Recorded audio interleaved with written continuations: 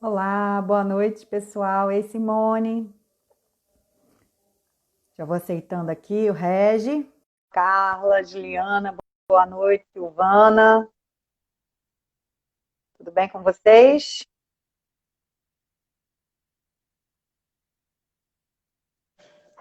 Ei, Dani, boa noite, Dani. Daqui a pouco a Flavinha chega também, né? Ei, Boa Regi. noite, Joia, boa tudo bom? noite. Tudo bem? Quanto tempo que a gente não se encontra? Pois é, Tô te achando até mais barbuda agora. pois é. Tudo bom? Tudo ótimo, graças a Deus. Hoje a gente vai conversar um pouquinho sobre transtorno opositor desafiante, esperando a galera chegar. Ei, Sim. Flavinha, boa noite. Pessoal, você que conhece aí alguém que precisa ouvir o Dr. Reinaldo falando sobre isso, vai lá naquele Tá aviãozinho ouvindo aí? ali, dispara para a galera que precisa estar aqui, tá? A live vai estar gravada, mas quem estiver aqui para interagir, né, melhor vai ser, sem dúvida. Uhum. Muito bem, vamos começando, né? Doutor Reinaldo já é a segunda vez aqui com a gente. Te agradeço já de antemão o convite, né? Muito bom esse momento de partilha. E hoje a gente vai Sim. falar sobre esse TOD, que está na boca de muita gente, mas Super que eu polêmico, queria, né? super polêmico, né? E para a gente começar a conversar, eu queria que você me falasse assim: toda criança, ela, bem ou mal, ela faz aquele momento de birra, né? É normal das Sim. crianças de determinada idade as crianças expressarem suas emoções dessa forma, né? Uhum.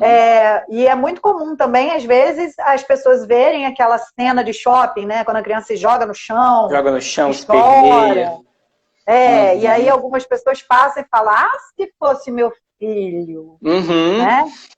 Depois é só ter para passar isso aí na pele e entender que não é bem assim. Exatamente.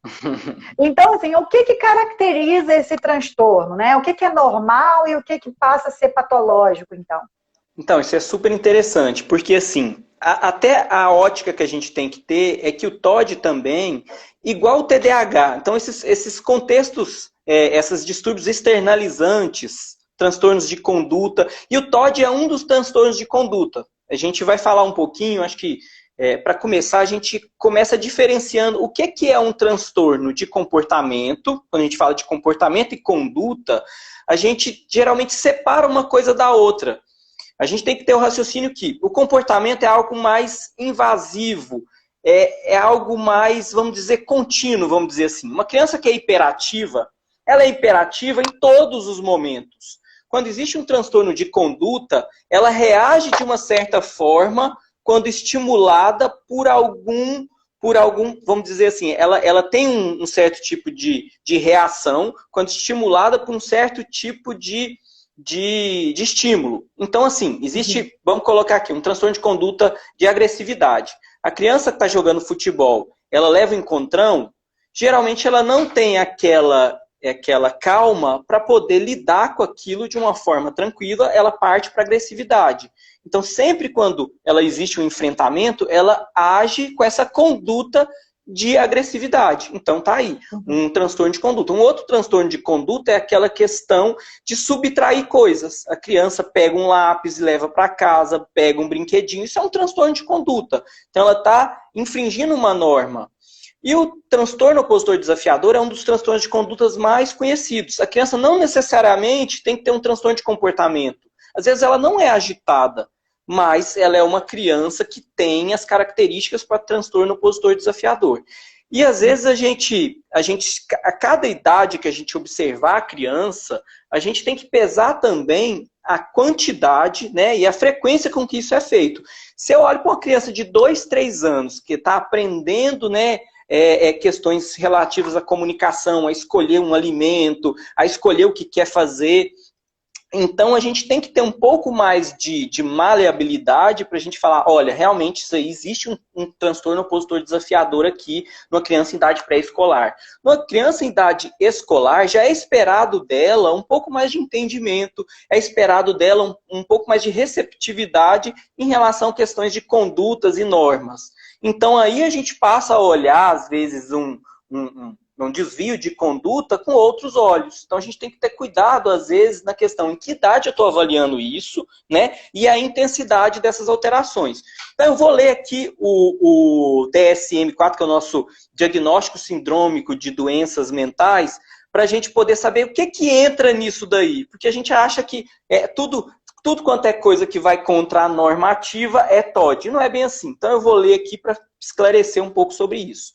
Então, é uma criança que muitas vezes perde a paciência. Então, olha só, já entra o muitas vezes. A criança pode perder a paciência, mas é algo recorrente, diário. A criança tem uma intolerância à frustração enorme. Nada pode dar errado, né? Mesmo num joguinho, quebra tablet, joga o celular. Então, ela tem uma tendência à intolerância à frustração. Ela não sabe lidar com isso daí. Ele é facilmente irritado, certo? Então, qualquer coisinha, uma tempestade em copo d'água. É frequentemente zangado e ressentido. Aí já é uma característica do humor. É uma criança mais zangada, às vezes sem motivo aparente. Muitas vezes discute com figuras de autoridade. Então, é uma criança que vai contra um professor, né, a tia, a avó, né, um adulto que tenta impor autoridade, às vezes até o irmão mais velho. Então, a gente já começa a ver que é uma criança que não aceita muito a questão disciplinar, ela não é sugestionável. Frequentemente desafia ou recusa cumprir ativamente solicitações. Então, você pede para fazer uma coisa, às vezes ela até ia fazer, mas como você deu uma ordem de comando, aí ela já trava. Pô, não vou fazer mais. Ou, às vezes, ela faz uma coisa só para contrariar. Então, aí, muitas vezes irrita deliberadamente o outro. Então, ela faz coisas, né? Eu tinha até uma frase de uma chefe minha que ela fala assim, a criança sofre e faz sofrer. Então, parece que ela está zangada e ela precisa fazer o outro. Ela não está contente ali de ficar no canto dela. Ela faz uma conduta ativamente para zangar ou para irritar. Outra coisa que a gente coloca, muitas vezes culpa os outros por seu comportamento. Então, ela não tem uma capacidade de se responsabilizar pelas coisas que ela faz. Então, geralmente, ela vai culpar o pai que mandou fazer uma coisa que não era do jeito. Ela vai se contra-argumentar. E, às vezes, a gente vê, as crianças que têm TOD, geralmente, elas têm um quadro cognitivo preservado. São crianças que realmente têm uma capacidade de afetividade. Então, ela usa essas questões. A mãe se sente mal, às vezes, de falar assim, nossa, o que eu fiz de errado? Então, ela usa dessa questão afetiva para conseguir as coisas que quer. Então, geralmente, são crianças que também têm um quadro cognitivo, apesar disso aí ser uma comorbidade de outras questões, como retardo mental, autismo, enfim.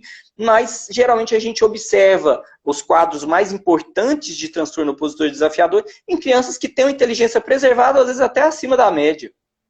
Outra coisa também que é muito interessante, que às vezes a gente fala pouco. Muitas das vezes essa criança é rancorosa e vingativa. Então, uma coisa que fez com ela, ela não vai esquecer. Ela vai ficar insistindo em dar o jeito dela. Então, às vezes é uma coisa que foi feito há dias atrás e ela ainda está com aquilo remoendo. Então, parte desse universo todo. Então, eu falei 8 características aqui. Então, a gente tem que ter pelo menos 4 dessas características que são recorrentes. E recorrem dentro... Quando a gente vai olhar uma criança mais nova, a gente quer um pouco mais dessas características. Então, a gente tenta chegar em 6 na idade pré-escolar. Numa criança em idade escolar, que já teria que ter um entendimento melhor, aí a gente coloca aí, geralmente, 4 características dessa, mas recorrentes. Então, toda hora que eu falei uma característica, eu botei muitas vezes, frequentemente, muitas vezes, enfim. Então, isso aí tem que ter uma intensidade. E assim, sempre quando a gente fala de transtorno de comportamento, transtorno de conduta, tem que ter um prejuízo em alguma esfera. Seja ela na esfera do aprendizado, seja na esfera afetiva, seja na esfera social. Então, é uma criança que, às vezes, até os amiguinhos afastam dela, porque é difícil uma brincadeira com ela, ela não vai aceitar bem, ela parte, muitas das vezes, para agressividade. Apesar de que, você viu que eu falei 8 características, em momento nenhum eu falei agressividade. É um transtorno de conduta, mas está à parte. Então, às vezes, ela faz isso tudo, mas ela não é agressiva. Aí a gente está lidando com outra questão. Então, a gente tem que separar as coisas. Então, assim, de uma maneira geral, é isso. O que a Cláudia até está colocando, né, Cláudia? Daqui a pouco a gente vai abordar a condição do tratamento, né, de como a gente vai corrigindo essas questões. Mas o que a Cláudia bota agora é realmente muito sutil, né, Reinaldo? A condição das características da criança. Isso, aí ela fala assim, sem a personalidade, né? Aí uma Isso, coisa exatamente. assim, isso é personalidade, será que não é porque é genética? Porque o pai é assim, porque o tio é assim, a mãe é assim. Então, Eu sempre era tem assim isso quando era também. pequena. Ah, era assim, sempre foi irritadinha, é assim, é porque é a personalidade. Bom, a gente não pode partir desse pressuposto, apesar de ter estudos mostrando que todos essas desordens externalizantes, TDAH, transtornos de conduta, geralmente tem uma participação genética importante e hoje em dia já até se consegue alocar alguns genes que são responsáveis aí por essa alteração, essa dificuldade desse cérebro frontal aí, inibitório, que dá, né, a questão da impulsividade, enfim, de trabalhar. Então, é como se fosse uma esfera, né, de alterações que vêm geralmente associadas, né? A criança geralmente tem uma coisinha ou outra dentro desse contexto aí. Mas a gente não pode colocar isso como causa. Então, é a associação, né? O que é e de onde vem isso, né? É a associação entre uma questão ambiental e genética. Né? E eu falo que a questão ambiental é o que é modificável, então é o que a gente tem que trabalhar. Então a gente não pode só, não, é assim mesmo porque é genética e pronto. Não. Existem formas de reverter, de trabalhar isso, né? E até etiologia, quando a gente fala, mas de onde vem isso? Então, são duas teorias, né, que a gente não tem como saber, ainda não existe isso aí definido pra gente. Então, são duas etiologias. Uma etiologia mais genética e de formação mesmo, e outra etiologia ambiental que leva à questão de criação e disciplina. Então, desde da criança de colo, naquela questão ali da forma da gente acalentar, de ver se uma criança se autorregula, uma das coisas interessantes que a gente vê no bebê é o seguinte, caiu a chupeta, ele começa a chorar e tudo mais. Se você não vai e não faz nada com ele, deixa o bebê lá e espera aí para ver. Então, assim, a criança tem uma capacidade de autorregular. Só que tem algumas crianças que vão continuar chorando por horas e horas e horas se você não ir lá e atuar dessa forma de devolver algo que ela quer. Então já começa aí, já começa no colo. Então uma coisa que eu tinha muito aqui um pacientinho. Então, desde muito bebezinho, chegava perto dele, ele sentava a mão na pessoa. A mão no rosto, no cabelo, puxava brinco. E assim, a criança de meses, ela não fala, mas ela entende uma negativa. Ela entende uma fisionomia, não, tá errado, para. E a mãe falava, não, ele é bebezinho, ele não entende, não precisa fazer nada. Não, precisa sim, a gente já começa daí. Então é um desenrolar que às vezes os pais chegam, né? Eu acho que eu já estou até me adiantando aqui na questão de tratamento, já chega lá assim, olha, tá desse jeito, tá impossível, não sei mais o que eu faço, chegou, foi a gota d'água, que aí geralmente tem sempre um evento, né, que a criança faz um negócio que chama a atenção de todo mundo, um evento maior, assim, que aquela coisa, Marca, né? Que marca, fala, nossa, olha o que ele fez. Ele pegou e e aí vem, desenrola a história, e eles acham que vai ser um medicamento e vai fazer assim, puf, isso aí vai desaparecer. Então, é uma coisa que não é bem por aí. Então, essa questão, então, começa desde de uma questão, assim, de uma criação. Lógico que a gente não quer também colocar a culpa nos pais disso daí. Eu não estou querendo fazer essa terceirização do problema, é culpa sua, não. A gente sabe que a criança tem um papel genético de ser menos acalentável, vamos dizer assim, ser uma criança menos sugestionável, e junto com isso, a criação vai sendo realmente assim, a gente vai fazendo reforços negativos e não reforços positivos, a criança já fica taxada pela família, ele é impossível, ele é assim mesmo, os próprios pais fazem esses reforços negativos, e a criança começa a vestir... Crianças, às vezes, isso, a própria criança chega e fala, não, ô, doutor, é porque eu sou terrível, eu sou... Exato. Então todo mundo veste aquela capa nele e ele começa a se entender como aquilo mesmo. Eu sou assim, né? E isso é uma da parte do tratamento também, quebrar um pouco esse paradigma aí que foi criado, né? A gente começa a enxergar ela daquela forma e a criança vai também se comportar daquela forma que parece que é quase como se fosse uma mania agir daquele jeito. Então eu vejo, às vezes, como uma inimizade, né? É como se criasse uma inimizade dentro do lar. A criança começa a se afastar. Eu lembro de um caso meu que eu atendi em Goiás, que foi muito marcante nessa questão do transtorno opositor desafiador, que a mãe falava, olha, eu já não abraço mais meu filho, eu já não chego, eu não tenho mais carinho. Virou um campo de guerra na minha casa, que a gente já não tem mais um contato assim de mãe e filho, uma coisa legal. É sempre sofrido, é sempre uma situação conflituosa aqui dentro. E o que marcou, o que levou ela a procurar médico, ela nunca enxergou isso como um problema, como um transtorno, ou como algo aí fora da norma, mas o que levou ela a procurar atendimento, porque um dia ela foi no shopping, o menino viu uma coisa que queria, virou aquela briga, né, homérica, que sempre acontecia,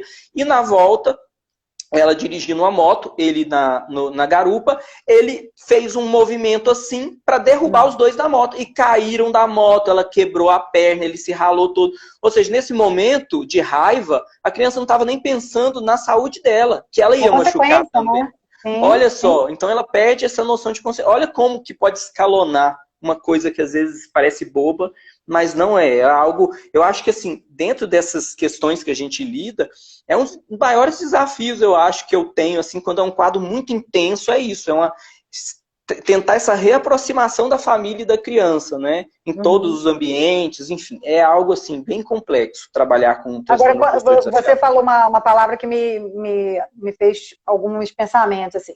A questão do intenso. Quando a criança é intensa nesse sentido, da agressividade, do desafio à ordem, do desafio de receber negativas e etc., fica muito caracterizado, assim, né? Mas eu já ouvi também muita dúvida em relação ao TDAH e o TOD. Né? Sim, é um confundidor. Uma comorbidade ou sintomas mais leves de TOD podem ser considerados TDAH? Sim, quando a gente avalia a questão, porque eu coloquei aqui condutas, né? Então, assim, a impermanência, a agitação, né? Essa questão aí é mais pro lado do comportamento, algo que tá sempre assim, é sempre assim em todos os momentos. A conduta não. Frente a uma ordem de comando, ele vai agir de uma certa forma. Mas uma das principais comorbidades do TDAH, quando é o principal, quando a gente fala em comorbidade também, a gente tem que avaliar o que causa maior prejuízo para a criança. É esse comportamento opositor desafiador ou é a agitação, a desatenção dela? Então a gente tem que selecionar, na avaliação a gente consegue, vamos dizer, quantificar isso e perceber o que veio primeiro, né? Ou o que está misturado aí. Quando a gente tem um quadro de autismo, por exemplo, como é um transtorno mais global, então geralmente tudo vai meio que flutuar em volta desse diagnóstico principal. Então a gente tem autismo, e aí a gente tem o TDAH como comorbidade, o TOD como comorbidade, o transtorno obsessivo-compulsivo como comorbidade, depressão como comorbidade, né, ansiedade como comorbidade. É a mesma coisa quando a gente tem essas duas questões. O TDAH, igual os transtornos externalizantes, às vezes, como que a gente coloca esse termo, transtorno externalizante, é como se fosse uma mistura do TDAH com TOD. Então, é um comportamento que gera uma conduta diferente. Então é isso, eu acho que é muito difícil a gente dividir separar uma coisa da outra. Tanto que existem crianças que são hiperativas, mas não têm esse comportamento, né, conflituoso, opositor, e tem crianças que têm o TOD e não são hiperativas, são até tranquilas, mas têm esse comportamento recorrente. Então, a gente tem que quantificar isso, mas se a gente for ver lá no TDAH, a principal comorbidade vai estar lá em primeiro lugar TOD. E quando a gente avalia o TOD, principal comorbidade, TDAH. E aí outras questões relacionadas ao humor, ansiedade, né? Outros transtornos de conduta, como eu falei, o transtorno de agressividade, que também tem uma forma de tratar específica, né? Então, bipolaridade infantil, que também é confundida com tudo isso aí, porque você vai ter momentos onde a conduta vai ficar de um jeito e momentos que a conduta vai mudar um pouco. Então, assim, é por isso que é muito difícil, às vezes, a primeira consulta que a gente faz, às vezes é muito difícil a gente criar e destrinchar isso. Às vezes a gente precisa da equipe multiprofissional. E falar em transtorno de conduta e transtorno de comportamento, a gente não trabalha sem equipe multiprofissional. Então, vai da história, vai das intervenções que vão ser elaboradas, e aí a gente vai amadurecendo esses diagnósticos, esses rótulos que a gente vai dando, né? Então, assim, hoje em dia, assim, tem até alguns pais que falam, hoje em dia para tudo tem rótulo, né? Para tudo tem uma doença, né? Eles encaram assim, como para tudo a gente consegue colocar uma doença. Mas não é isso. Se a gente tem desabilidades, se a gente tem prejuízos, a gente tem que colocar nome nisso. senão fica perdido, né? A criança é difícil, mas é difícil por quê? O que acontece? A gente precisa eu costumo falar que o mais dar nome aos importante bois, do diagnóstico, o mais importante desse rótulo é a intervenção que será feita, né? Porque para cada rótulo, vamos dizer, uma intervenção necessária. O rótulo ele acaba sendo até secundário, entre aspas. Ele é primordial para que a gente desenvolva o que vai ser dali para frente, né? Parece que é o mais importante, mas às vezes não é. Às vezes a forma da gente atuar com isso tudo é mais importante do que a gente rotular.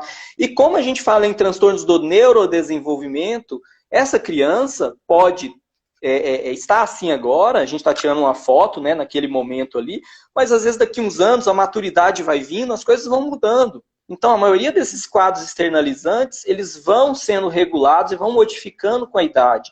Só que não é só a idade, né? As intervenções, o que é feito, com certeza modifica demais, né, esses quadros. Uhum. E em relação à própria diagnóstico, né, você falou já sobre a hereditariedade, que ele é um fator determinante.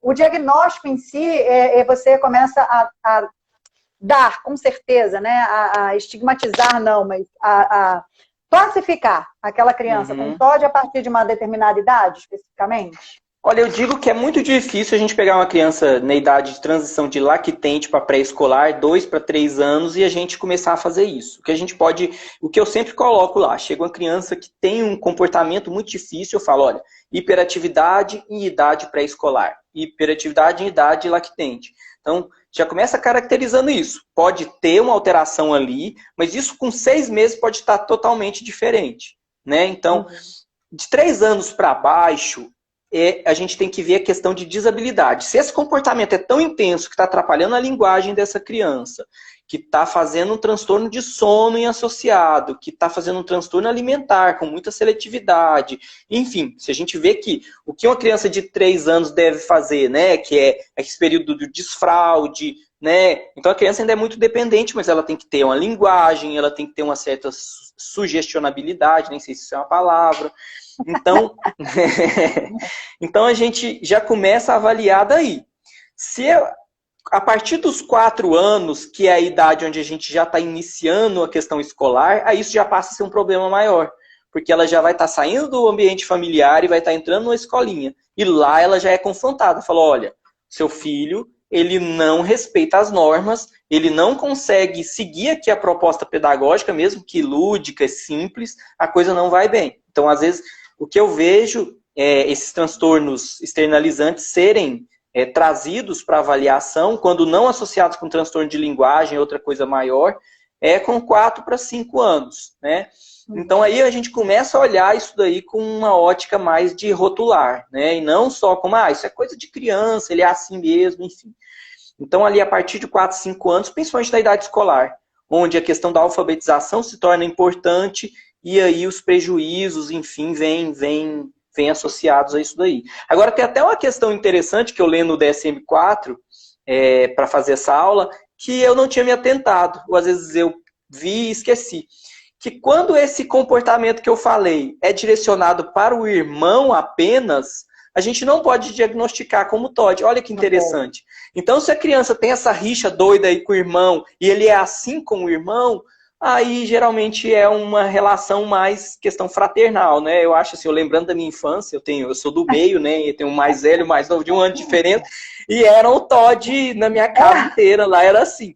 Mas eu lembro que até minha mãe falava assim, vocês são impossíveis, mas a gente era levado, assim, na casa de um parente, ou na escola, a gente não tinha esse comportamento tão difícil. Mas entre um e outro, era assim. Assim, a gente brigava o dia inteiro e tinha uma dificuldade. O que marca mesmo é a figura de autoridade, né? Pai, professor, ou quem toma conta, né? Então, interessante ver isso, porque brigas de irmãos, né? Ele já entrou na minha sala tirando sapato e jogando, assim, nesse nível a situação. Não, então é algo que realmente está acima da curva, né? Não é algo só da birra, né? Tem quadros assim que a gente não precisa nem de perguntar o que está acontecendo. A criança já chega na porta do consultório, eu não vou entrar. Aí na hora que senta, dá bom dia pro médico, aí já fala um palavrão, né? Vai para aquele lugar lá. Aí você, opa, bom dia, começou assim, tá ótimo. Então, então é assim, é muito complicado mesmo. Mas e aí, então, o que que a gente faz com isso, né? O tratamento em si. Você falou a história do Então a gente remedinho, né? falou Todo mundo das acha que o remédio é o comorbidades, pirlim-pim-pim, né? exato, chegou lá, e assim, e quando a gente lê sobre tratamento de TOD, a gente vai ler que a última coisa é medicação. E eu acho que é o correto, porque é a última intervenção que vai fazer o máximo de diferença aí na vida da criança. Então, geralmente, as terapias que são embasadas em, em uma intervenção cognitiva comportamental, né? Então a gente tem várias terapias psicoterápicas, né? Baseadas em psicoterapia, psicanálise, enfim, em outras escolas aí, né, de intervenção. As terapias cognitivo-comportamentais, então, nos estudos, mostram que são as que mais têm essa capacidade de fazer uma modificação. E agora uma coisa interessante, igual eu estava falando lá no começo da etiologia, que é uma questão de criação, que é uma questão de relação familiar. As terapias familiares são importantíssimas também. A gente não vai só colocar como a criança o centro do problema, e ela tem que se tratar e ela tem que ser medicada, enfim. A família tem que ser abordada nesse sentido também. Porque se a forma de lidar com essa criança continuar sendo igual, não vai ter medicamento, terapia cognitivo-comportamental no mundo que vai fazer essa modificação. Então, geralmente, isso aí eu encontro uma dificuldade dos pais aceitarem que eles também têm que entrar nessa terapia, vamos dizer assim. E não são todos psicólogos, psicoterapeutas que têm essa formação em terapia familiar, né? Mas que é determinante. Então, terapia cognitivo-comportamental, olhando para a ótica da criança, terapia familiar, e às vezes uma coisa também que o pessoal torce o nariz. Eu vejo muito na PAI a quantidade de crianças que tem, a gente não tem como, às vezes, fazer aquelas terapias individuais, terapias em grupo. E terapia em grupo, a gente fala, não, mas eu não quero levar meu menino lá com um monte de gente na sala, não me sinto bem fazendo isso. Terapia em grupo é uma maravilha para isso. Por quê? Porque o que é que carece aí? O que é que a criança está faltando? Apesar de questão de sugestionabilidade, de respeitar figuras, de ser mais sugestionável, às vezes esse traquejo social. Isso daí precisa ser aprendido. Então, a criança que às vezes tem uma dificuldade na questão social, de realmente deixar o outro falar, escutar o outro, né, entender, ter empatia, se colocar no lugar do outro. Então, as terapias de grupo auxiliam em muito isso daí. Colocar outras crianças também, né, que tem TOD também, nessa mesmo grupo de terapia, as mães vão trocar figurinhas, então a gente se sente às vezes abraçado com essa questão, olha, acontece, não é só comigo, outras famílias enfrentam isso também. Então, às vezes, quando a gente começa a citar essas formas de terapias, às vezes a gente é visto assim com certo preconceito, né? Então, eu queria levar no psicólogo para ele entrar lá na sala, eu fico lá de fora e um milagre vai acontecer. E não é bem assim. Acho que a gente tem que envolver a comunidade também nisso, e até a questão escolar, né? Aí é um ponto que a gente vai chegar, né? O que é que a gente pode promover para a escola? Então, às vezes, é importante que, às vezes, a gente não quer rotular nosso filho. A gente não quer colocar ele como um problema. Mas essa questão tem que ser levada para a escola. Fala, olha, ele fez uma avaliação, tem esse diagnóstico, e a escola tem que estar aberta também para não fazer esse reforço negativo, que acontece muitas das vezes, porque a criança tem problema.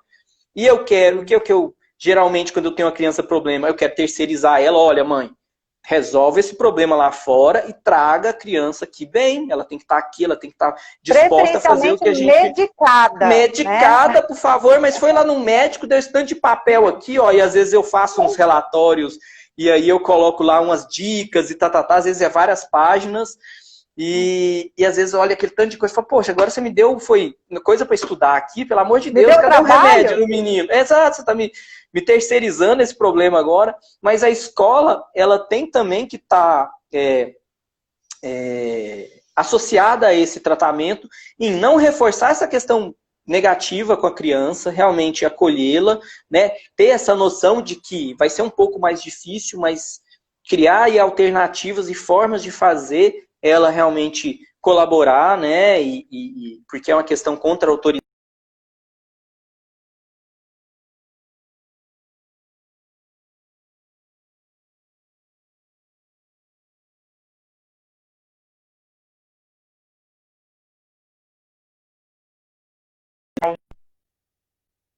Nossa internet.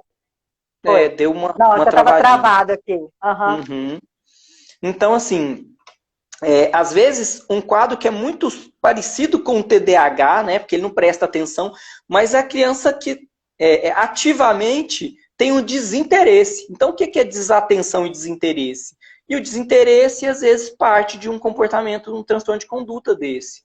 Então, há formas da gente fazer uma questão lúdica, de chamar a atenção ali da criança para aquilo, né, de fazer ela cooperar, também não é fácil, mas é uma das coisas do universo do tratamento, né? E aí a gente vai chegar na medicação, né? Nem toda criança que tem transtorno opositor desafiador vai necessitar de medicamento. E nem não existe um medicamento para transtorno opositor desafiador. A gente vai pegar uma característica que está acontecendo ali, que pode ser uma comorbidade. Então, se a criança tem um TOD com características de TDAH, às vezes um psicoestimulante, que é o tratamento do TDAH, vai funcionar bem, porque você vai melhorar o tempo de atenção dela, vai dar uma aquietada naquela hiperatividade. Então, pode ser que o tratamento aí seja psicoestimulante.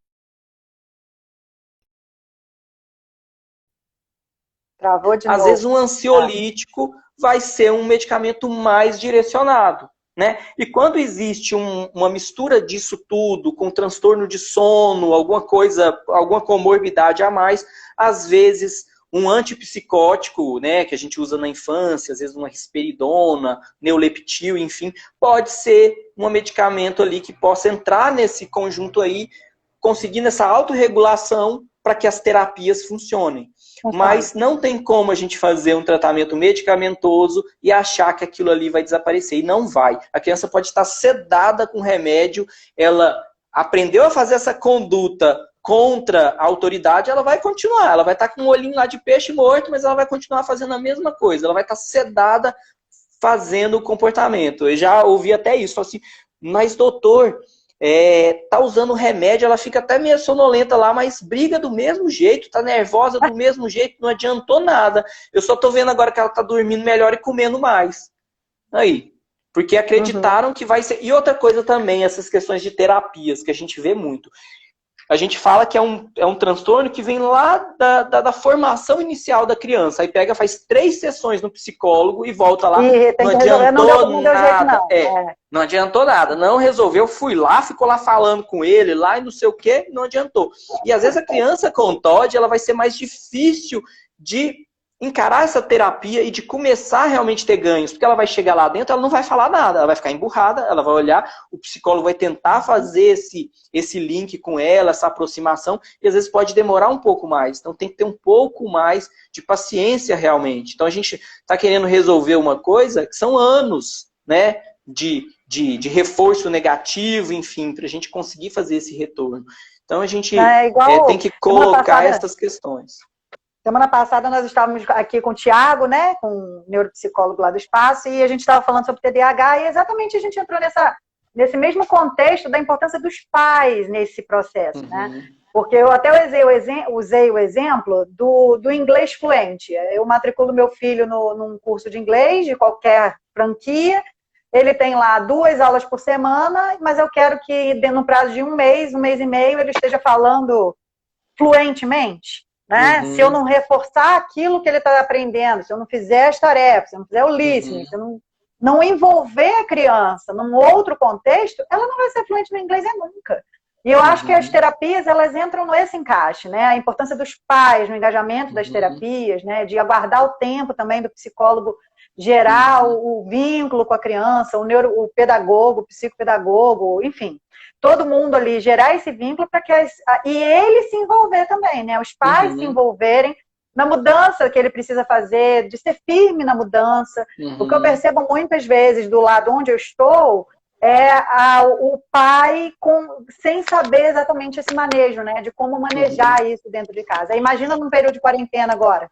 Como é que não deve estar isso tudo, né? Não, então, aí que eu queria colocar. É assim, todos os pacientes meus que têm um TOD mais importante são os que realmente, assim, todo mundo tá ligando, fala, olha, agora o bicho pegou. Porque a criança tinha uma rotina, agora ela tá em casa, as coisas que eram, vamos dizer, os agrados ali, o lazer dela, que era uma televisão, era o celular, um videogame, né, uma comida, agora tá muito mais é fácil dela obter aquilo tudo.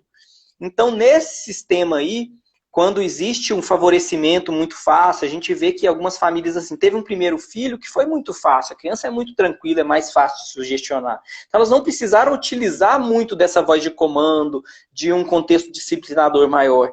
Mas com essa nova criança que veio com um quadro, né, às vezes mais congênito aí, diferenciado, ela acaba usando desse ambiente mais favorável para ela ir ganhando espaço e território. E isso é muito difícil.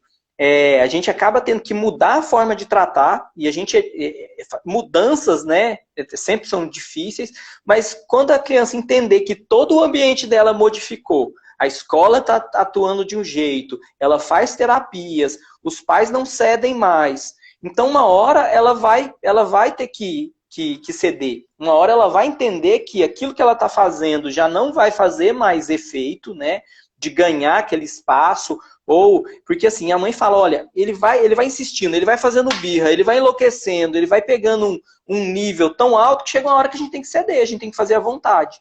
Então é muito difícil a gente endurecer. Lógico que isso é um processo, né?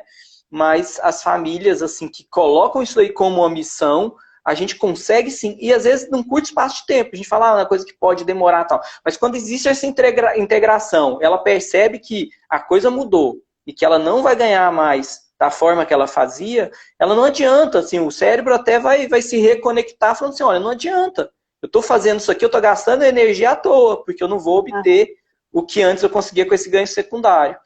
Então é mais ou menos por aí, mas assim, é uma missão. E a gente fala, olha, é um tratamento que, se tivesse um remedinho que fizesse essa modificação aí, com certeza ia ser o remédio mais vendido nas farmácias aí, ser o campeão de vendas, porque, depois da infelizmente... cloroquina... Pois é, exatamente. E agora, dentro da quarentena, é até esperado que crianças que não tinham um comportamento TOD passam a apresentar. Porque elas estão mais em embate contínuo ali com pais e mães. Até essa relação aí fica um pouco mais abalada, porque a gente tem que cumprir com as nossas tarefas, a criança lá dentro do ambiente escolar, a gente passa a ser também o professor, porque assim, uma coisa é a criança que sabe que dentro da escola ela tem um profissional disciplinador que ela não teve tempo de dobrar ele, de entender, isso aqui dá certo. Agora com a mãe foi uma vida inteira para ele montar lá o dossiê dele, falar, com a minha mãe eu consigo assim, fazendo assim, assada. Tem muito, às vezes vem o que eu falo, é o combo de avós, né? Vem a avó paterna, a avó materna, e é aquela coisa lá na consulta. E aí uma é a advogada do diabo, né? Fala, não, ele é um doce de pessoa, esse menino não faz nada, não sei o que vocês estão querendo ver.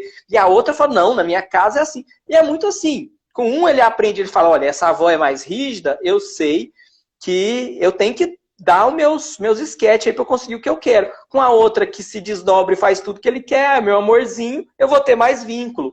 Então isso a criança aprende a fazer com todo mundo. E na escola isso é um pouco mais difícil, todo ano muda e tudo mais. Então, crianças que agora estão dentro de casa, com certeza, se já tinham um déficit atencional, se já tinham um TDAH, e a mãe agora que é a profissional da educação infantil lá, a gente vai ter uma dificuldade muito maior, né? Então, tem até mães que estão decretando férias. Fala assim, não, decretei férias, que em casa não tem aula online, mas eu não dou conta.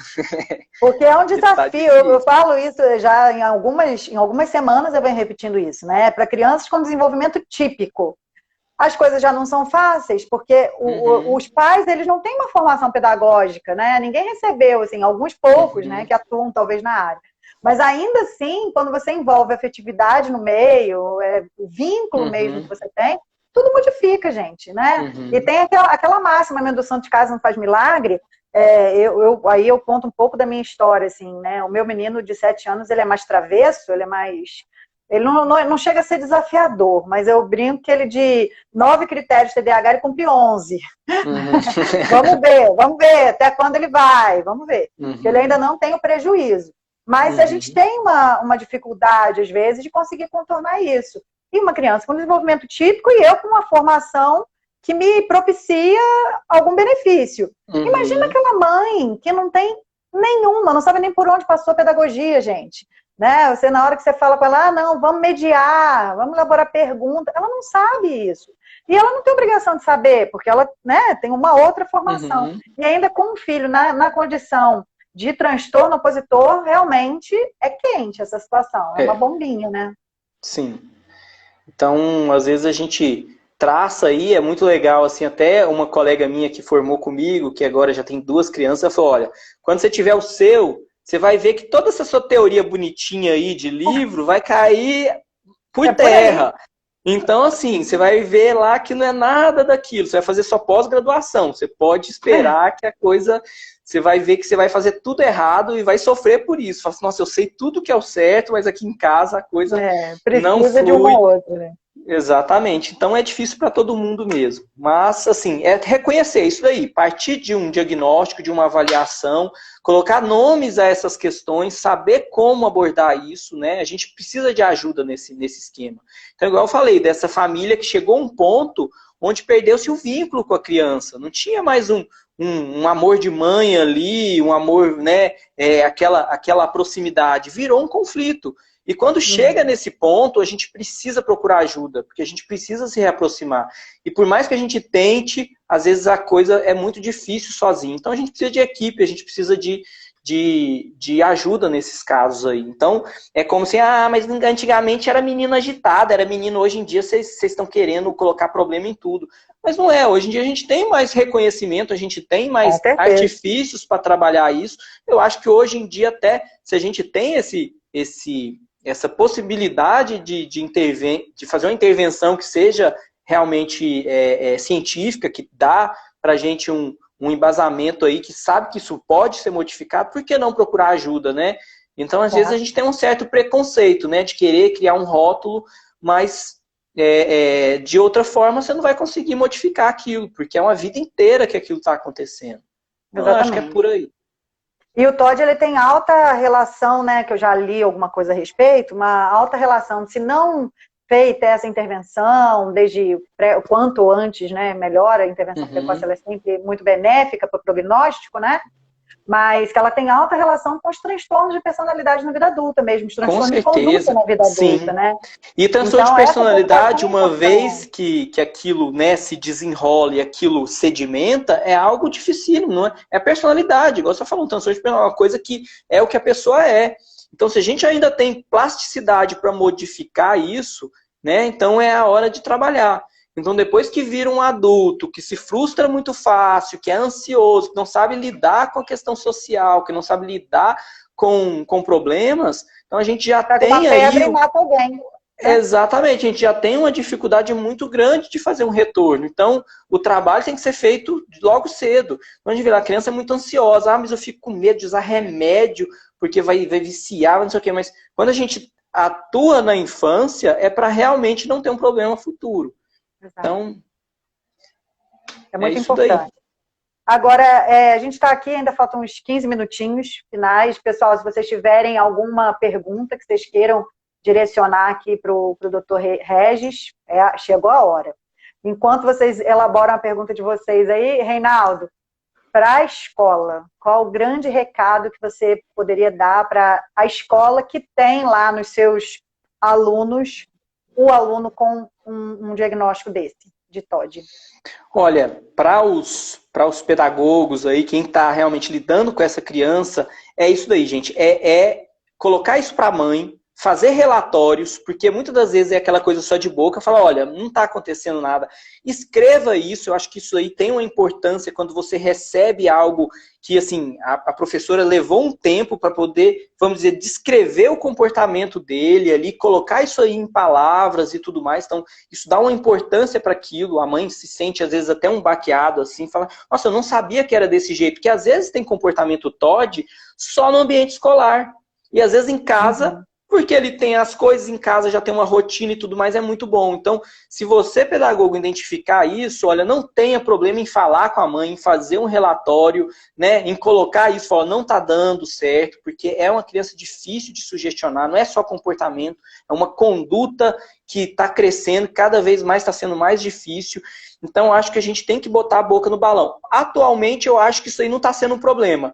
os professores já não se sentem mais, vamos dizer, acuados de colocar esses problemas aí para os pais. Então, sempre tem aquelas reuniões de pais e professores. Então, geralmente, o que eu vejo hoje em dia é, assim, uma maior chegada desse problema aí para as famílias, né?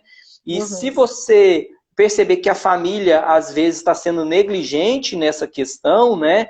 Então, a gente tem que realmente colocar isso para a coordenação pedagógica, tem que fazer um barulho, para ver realmente que não é só o professor está pegando no pé dele. Não, colocar outros profissionais da escola realmente para entenderem, para fazer uma avaliação com aquela criança, para entender que aquilo está sendo um problema, está atrapalhando o andamento da sala, né? Está atrapalhando isso daí, às vezes, uma criança que tem um TOD em um grau alto, ela não só se atrapalha, mas ela atrapalha o andamento e ela vai atrapalhar até outras crianças que têm uma dificuldade. Uma criança que é desatenta, se ela tem uma criança que é mais opositora, que infringe regras, aquilo vai tirar muito a atenção dela em sala de aula. Então, a gente tem que ver que ela vai acabar afetando toda uma estrutura ali educacional. Então, eu acho que é isso. O professor é isso. Bote a boca do balão, faça relatórios. E a importância de uma equipe mesmo, né? Assim, de nós que estamos fora da escola, termos essa proximidade com a escola, né? De alguma forma, para ser parceiro da escola nesse momento. Né? Então, eu já recebi, às vezes, mensagem de professores pedindo ajuda exatamente para a elaboração de relatórios, né? Que é importante. Muito bem, vou mandar um salve aqui para a Olinda, mandar um salve para a Érica. E a tia Regina está perguntando o papel da psicomotricidade. Você vê que você enxerga de alguma forma que a estimulação psicomotora pode auxiliar essas crianças? Olha, de uma certa forma, psicomotricidade vai trabalhar também com esse cérebro frontal inibitório, né? Então a conduta é isso, é algo pensado e ativado, como é o nosso sistema motor também. Então sempre trabalhar com questões, né? Paralelas a isso é muito interessante. Lógico que a gente vai trabalhar muito mais essa questão de quando pensar antes de fazer, né? Então também tem um papel. Lógico que, né, o fundamental, mas é uma terapia adjuvante também, musicoterapia, né? Então, às vezes, se a gente não consegue por um caminho, a gente às vezes tem que procurar alternativas. Eu sou totalmente a favor aí, principalmente nas crianças que têm um transtorno global do desenvolvimento, um autismo, às vezes a gente não consegue aqueles ganhos com o tipo de terapia, a gente tem que começar a tentar coisas novas e novas abordagens. E aí entra até que motive assim, a criança, universo, né? Com certeza, porque às vezes eu já vi crianças que com fonoterapia não conseguiram um progresso e às vezes dentro de uma coisa que parece que não tem nada a ver, ecoterapia, a criança começou realmente a soltar as primeiras palavrinhas pelo gosto que ela tinha do cavalo e às vezes do funcionário ali, né, que auxiliava aquela questão toda. Então, às vezes, uma terapia que às vezes a gente acha que não tem nenhuma relação com aquele fim que a gente quer trabalhar e às vezes acaba tendo aí um ganho aí que às vezes até surpreende. Então, com certeza, acho que todo tipo de terapia que trabalha com essa questão de modulação comportamental, né, seja motriz, seja dentro da questão, igual eu coloquei, de musicoterapia, seja outras questões relacionadas à psicopedagogia, também trabalha muito legal isso daí. Às vezes a criança não tem uma dificuldade escolar, né, cognitiva, vamos dizer, de foco e atenção, mas ela está tendo um desinteresse. Às vezes uma psicopedagoga pode trabalhar também essa questão social, essa questão relacional, para ela ser mais sugestionável e fazer as coisas como a gente precisa ser feito. Então, é um tema aí que realmente a gente não esgota só numa aulinha dessa. Tem muita coisa para ser falada.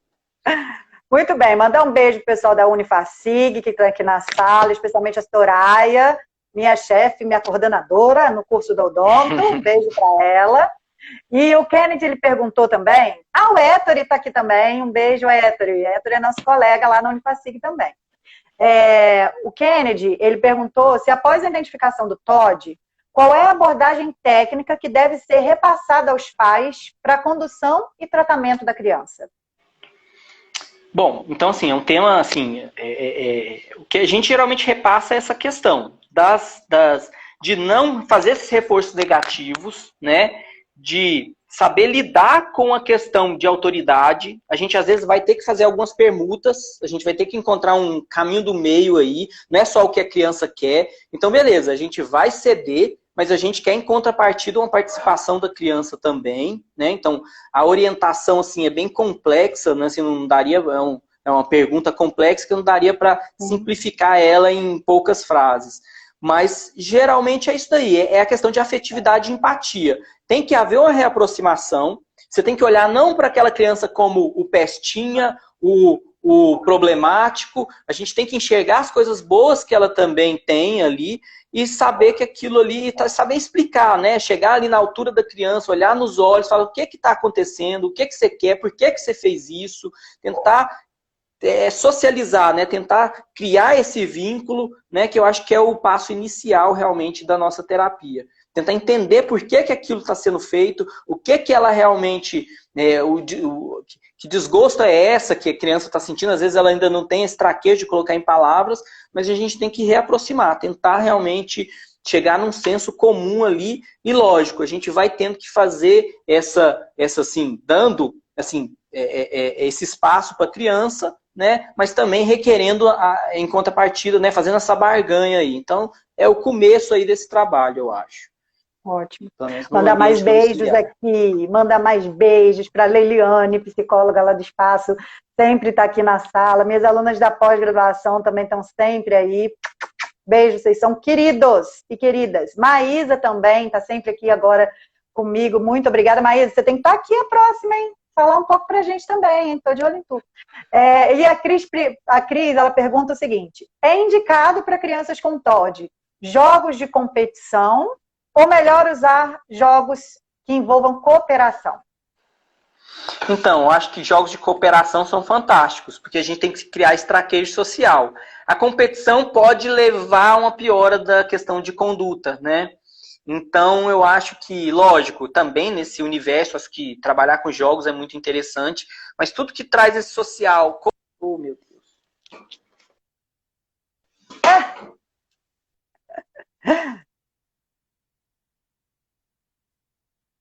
O que houve, gente?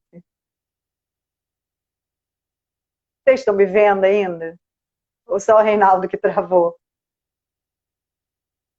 Eu fico aqui com esse sorriso, porque se vocês quiserem dar um print na tela, depois eu tô com aquele zóio revirado. Aí eu fico aqui, sempre rindo, né? Igual o pinguim de Madagascar. Mas me digam, estamos travados? Ele saiu, mas ele vai voltar. Vai voltar, vai voltar. Deixa eu ver se ele entrou na sala. Eu acho que ele teve problema com o som, né? Será que acabou a bateria? Pode ter sido, né? Vamos ver aqui se ele voltou aqui. Espera aí. Ele não tá aqui, não. Não tá. Se tiver acabado a bateria, ele vai ficar muito bravo com a bateria dele, gente. Muito bem. Ainda bem que eu fiquei aqui sorrindo e acenando para vocês, né? Vocês gostaram, né?